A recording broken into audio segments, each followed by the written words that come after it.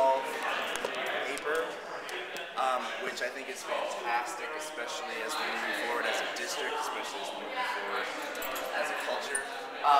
So, I mean, do you guys all know how to log into EPFs and get into Google Docs and do all that kind of thing? Okay.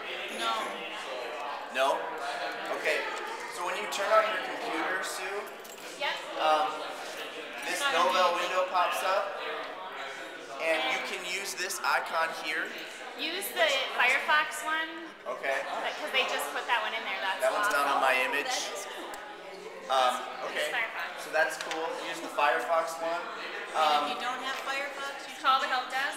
Yeah, call and the get help it. desk. Because it really is important to use Firefox because there's errors with Internet Explorer. Yep. It'll just run more. It'll run better for you. Does that go for everything or just the Google Docs? Google Docs. Everything, but yeah. Well, everything. So you can also, when you log into your, the Eden Prairie district site, and you have all those tabs along the side. There's one on the bottom that says EP or Google Apps. You click on that, and it'll go right in. You can skip the login screen. Okay. So I'm going to show you today just a couple of things that make it a little bit easier, and then Kirsten's going to show you a couple of things that she's been doing to help with her students. So one of the things I like to do is I like to share websites with my class, and it's hard to do that in a very easy way, and I've done things where I put it on a document in a flash drive, and I've gone around with my flash drive and put it into every single computer, clicked on, you got little big links. One way you can do that is just literally throw it in a document. So I'll click on this, my document will open up, and I'll drop my link in there. This is a Quizlet link for them to review their quarter 1 and quarter 2 vocabulary words. And this is complicated the first time, but it's easy every other time after that.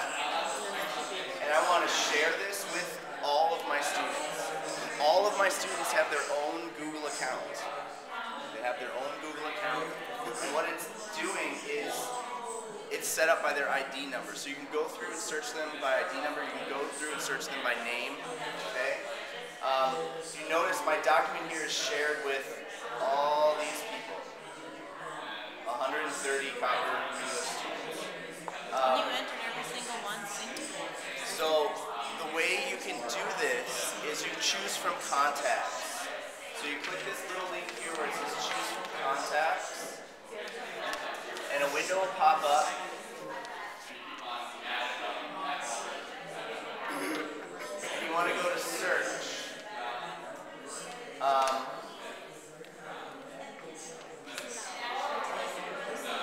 so say I want to share it with my Riley Argetsinger. He's the first one in my 3rd hour class. I'm just going to go down the list, and I'm going to find him. I'm going to add him, and then I'm going to go down and type in the rest of my students and add them, and then I'll save them as a group.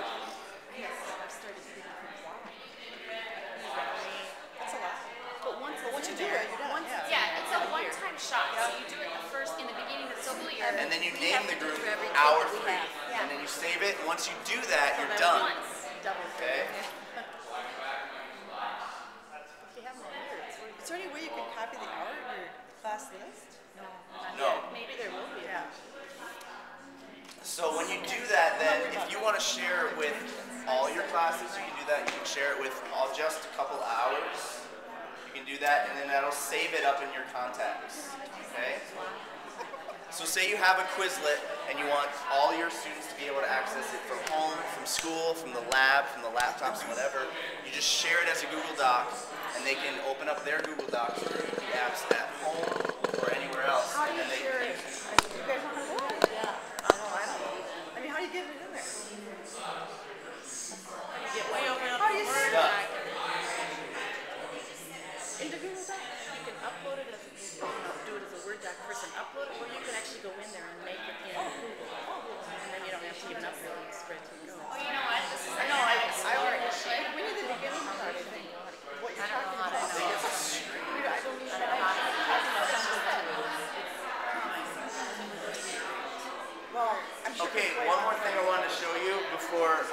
years to take over, is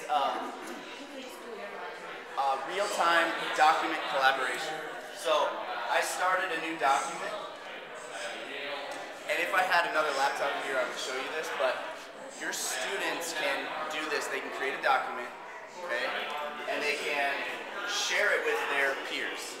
Okay, so they can look up their peers, and they can share it.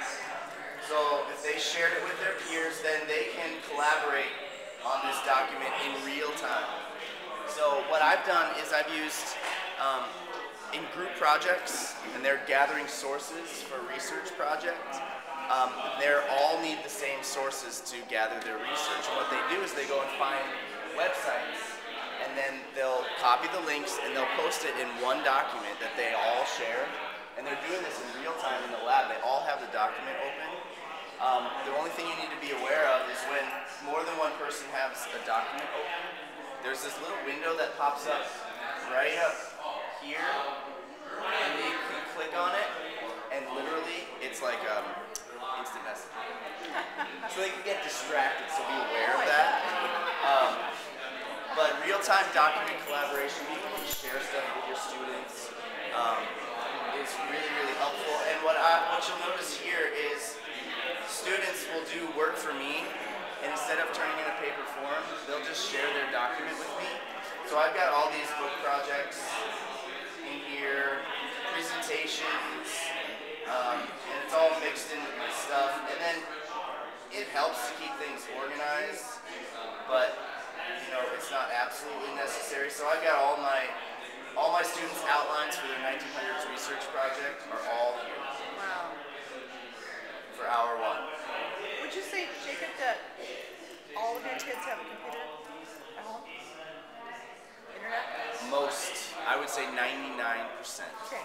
of my students have access at home. And those that don't, what would you do? If those that don't, they usually stay after school. Success Center has laptops every Monday through Thursday, so that's a really great place for them. Yeah. So, and Derek and Tara are great. Really, really helpful in Success Center technology. So how does a student get a Doodle Doc account? They have one. Because they're enrolled here, they get one. But then And how how do do they they know know that they have it? into our class? How do they get to it? Because you would show us. You know how many Well, I'm of you use supposed to know how Moodle? to do that. Well, yeah. No? You can learn. Okay, Moodle, you know, they have to go in and enroll in your class. They don't have to do that. They literally click on the link on the CMS website and log in, and they're done. They even have, do they still have Gmail for They that? have Gmail student to student and Student to student to teacher. So if you wanted them to email you, they could email you with that account, and it'll go right to your group box.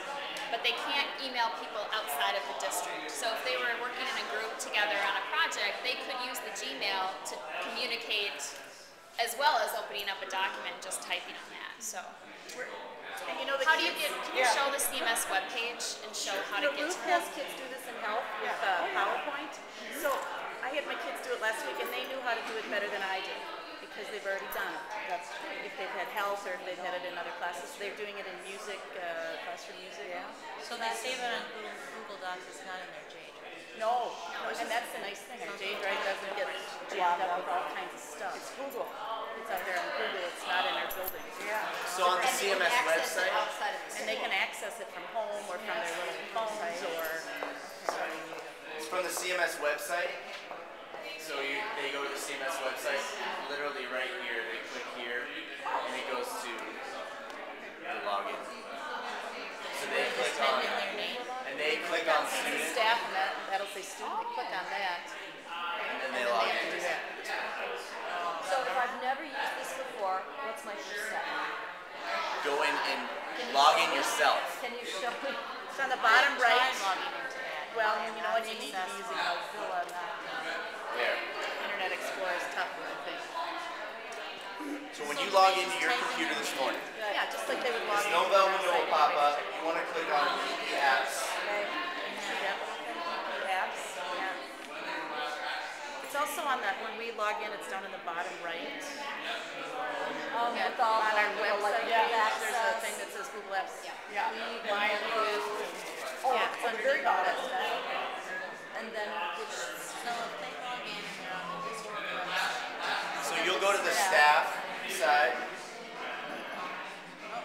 And is there one better way or another to, and that's how regulars log in name?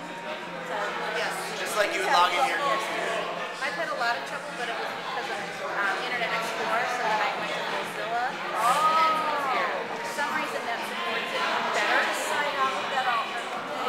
Maybe. That's a question to ask. You know what, mine is, I might come back. What? How do you do the grid work? How do I get the what? Grid work.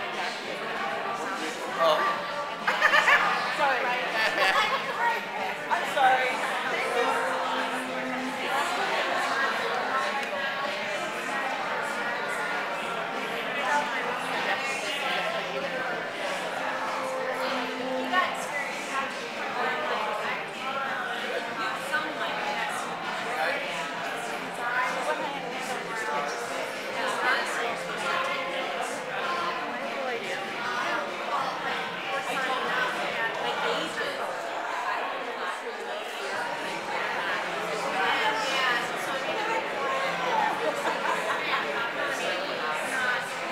Well, You're already doing the little teeny piece that I what started little last teeny week. piece did you want to do? Well, no, I was just going to show how I've been making comments on kids' essays, and then they can revise them. But you've got outlines, you've got all that in there.